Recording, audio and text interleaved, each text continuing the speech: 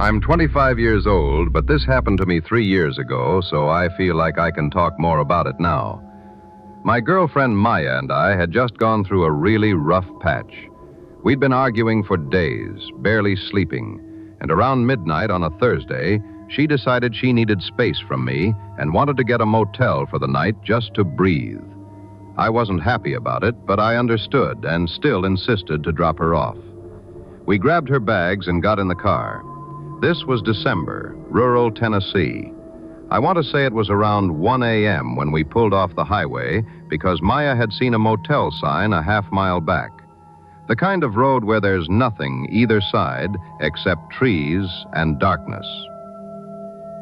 The hotel itself was tucked back off the road, surrounded by woods. Not a roach motel, just one of those places that felt like the world had forgotten about it. We were tired. It was one night. We weren't looking for the Ritz. The clerk at the front desk was the first thing that made my stomach a bit uneasy. Young guy, mid-20s, lanky, thick foreign accent, completely monotone, no expression at all. Not unfriendly exactly, just blank, like the lights were on but nobody was home. Maya and I clocked it at the same time and just quietly moved on. Checked in, got our key card, headed to the room. The room was on the ground floor, right around the corner from the front desk. I already didn't like that. I swiped the key card, red light. Swiped again, red light. I stood there for a second. Then, before I tried a third time, I pressed my ear against the door. Shuffling from inside the room. Maya heard it too. We looked at each other without saying a word. I checked the room number on the card, checked the door, tried one more time. The door opened. I pushed it maybe 2 inches, slowly. The room was dark. There was an empty beer bottle on the floor just inside the door. A sliver of light coming from the gap under the bathroom door. And just visible around the edge of that door, the toe of a large, dirty work boot. I shut the door quietly, picked up Maya's bags, and said, "We're leaving." She wanted to ask for another room. I told her no. Something is wrong. We are leaving right now. We went straight back to the front desk. I told the clerk there was someone in our room.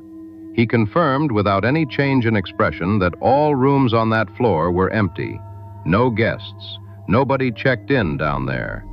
I told him I saw someone in that room with my own eyes, and he just blinked at me and offered us a different room. I said, "No, I want a refund. We're going home."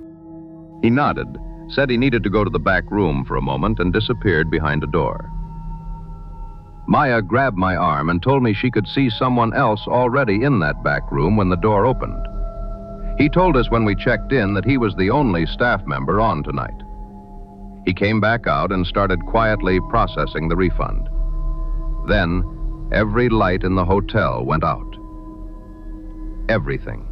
The computer, the lobby lights, the vending machine down the hall. The low hum of electricity just stopped, and the silence was total. The only light was moonlight coming through the lobby windows, and in that pale light, I could see the silhouette of the clerk behind the desk. He hadn't moved, hadn't looked around to see what happened, hadn't said a word. He was just standing there in the dark, looking at us. Maya was gripping my arm so hard it hurt, whispering that she was scared, asking what we should do. I kept my voice level and asked the clerk if this happened often. No. That was it. One word, no movement, no explanation. I told Maya to walk, not run, walk calmly toward the exit. I didn't want to show panic. I kept myself between her and the clerk as we moved toward the door. We pushed the exit door. It didn't move. We pushed harder. Still nothing. I could hear Maya's breathing change.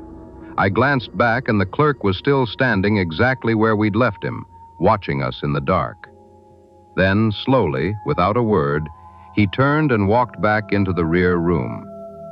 The second he disappeared, Maya threw her whole body against that door, and it burst open. We walked out into the parking lot, and I told her to stay calm and stay close. I knew where the car was. 50 meters ahead, maybe 60. Just walk. Then every light outside went off. Pitch black, woods on every side. Maya couldn't see anything and grabbed onto the back of my jacket. I fumbled for my phone, got the flashlight on, kept us moving. We were almost at the car when I heard the hotel door open behind us and a loud man's screaming echoed into the car park. I didn't look back. I just told Maya to run. We ran. I found the car, got the keys in the door, threw her bags in, got us out of that parking lot in maybe 20 seconds. I drove for 10 minutes before either of us said a single word. Maya called the police from the car. They went out to the hotel that night. They called us back an hour later. The clerk told them we'd never checked in. Said he'd been alone all night and had no record of our booking. The room we'd been given had been empty for weeks, according to him. No record of us. No record of the man in the room. No record of any of it.